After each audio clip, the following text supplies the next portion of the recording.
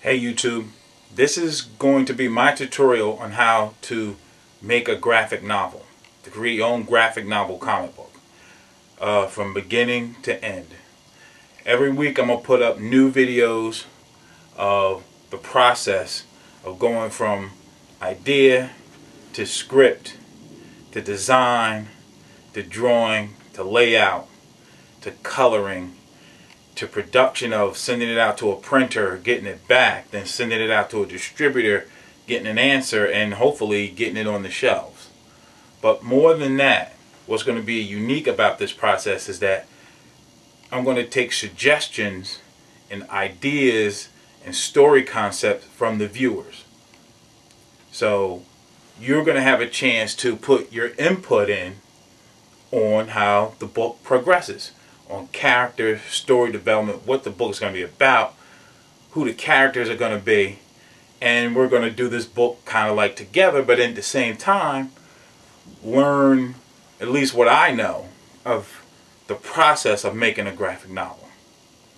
Now we're also going to cover reviews, and not just reviews, but reviews of things you may need, like computers, drawing tables, paper, printers, markers, inks, things like that as we go through the process. And we're going to, talk about what I use, what other people can use, how you can get this stuff, how you can build your own little art studio. Now, let not be mistaken that I am not a professional. I'm not in the business. I do this as a hobby. I do it for fun. But now I'm really engaged to get out there and do this book. And we're going to hopefully try to do it together. First thing, let me show, if you haven't seen some of my other videos, you can see some of my other videos. I did a review on some other things. You can see my studio, but I'm going to go through the studio and some of the things that we're going to talk about. Let's start with the studio. Take a quick walk around. Right here, over here, you have some of the graphic novels I use for reference, are like some of the best ones that I like. Akira, great series. If you ever get a chance, get it. These are movies. Again, great way to find reference of how something looks, or to get some idea, is to use movies. One of the things that I do is I go to Netflix and I rent movies through Netflix, and then make copies of movies and keep them in my collection so that I can reference them later. It's a great way of doing it. Save yourself some money. Over here I have a ton of books that I use for reference. Different about different subjects, different how to draw and things like that. Photo reference books of people and things like that become very useful. Again, we're going to go through and do reviews on different books, different artists, different people. Now, we're not doing reviews to copy them, because we want to develop our own style. Especially if you're an artist, you want to develop your own style, but where you can get inspiration and things like that. And artists like Norman Rockwell, J.C. Linedecker, we're going to talk about him. Really love that guy. And commercial artists and graphic artists.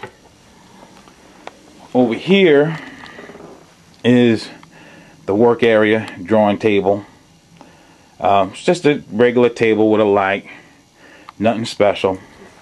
Some reference photos that I take for different things. You got to get yourself a little digital camera. Doesn't have to be real fancy, cheap one.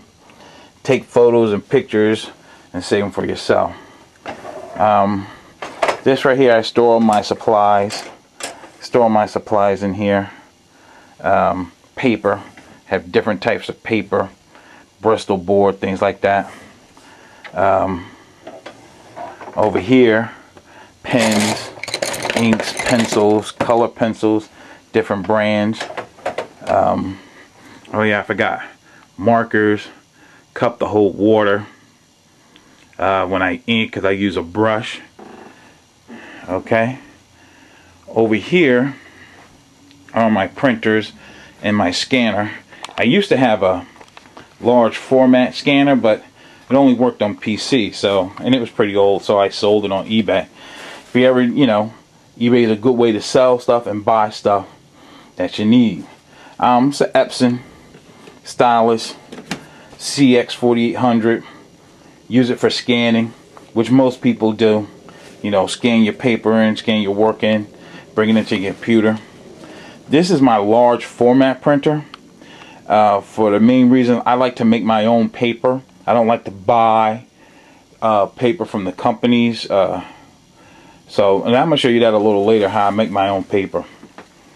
Over here is Imac 24-inch. I bought like 15 months ago. Very good computer. As you can see, I have all the Photoshop CS3, which is a must-have nowadays. Photoshop, Coral, Painter, and of course you need your iTunes for your tunes. But doesn't matter if you have PC or Mac. Whatever works for you, whatever you like, but you gotta get Photoshop. I mean, even if you have to go on eBay, you can go on and buy an older version. You don't have to have the latest version, which is CS4. You can get CS3, CS2, CS, even before that, you know, and buy it for on the cheap, because money is tight. I know, money's tight right now.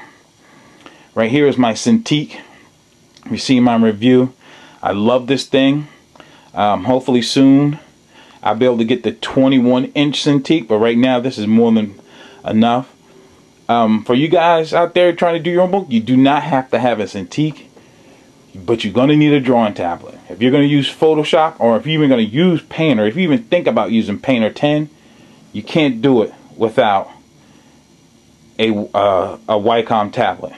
And don't get a knockoff. Don't get any other brand but a Wacom, because they're the best and they're worth every cent. Now you don't, what I was saying is you don't have to get a Cintiq, but you can get an Intuos 3, different sizes, 6x9. They even make one called a Bamboo for under $100. I would suggest at least getting an Intuos 3, but if you know, hey, money's everything. So get what you can. Again, eBay, find it on eBay used, save yourself a ton of money. I bought this printer, which is a large format printer. It brand new. It's $300. I bought it on eBay. You know, very slightly used for under $200. It's a great deal. Again, digital camera, of course. Like I said, gotta have one to take your reference photos. So let's go here and talk about paper. This right here is from a company called Blue Line Pro, and they make, you know, paper. They make, this is Strathmore paper, and they make the art boards where it has all the blue lines marked out for the proper bleeds and things like that. If you can see them, I know it's kind of hard to see, but and they can be pretty pricey. Depends on what paper you use. I mean, of course, the Strathmore comes in different weights. There's the 300, which is the cheapest, and then there's 400 and 500, and that could start to cost. But if you can get a large format printer, you can make your own paper. As you can see here, that's what my company's going to call 5150 Press, and this is paper I printed up myself, which I'm going to do a demonstration and show that to you right now.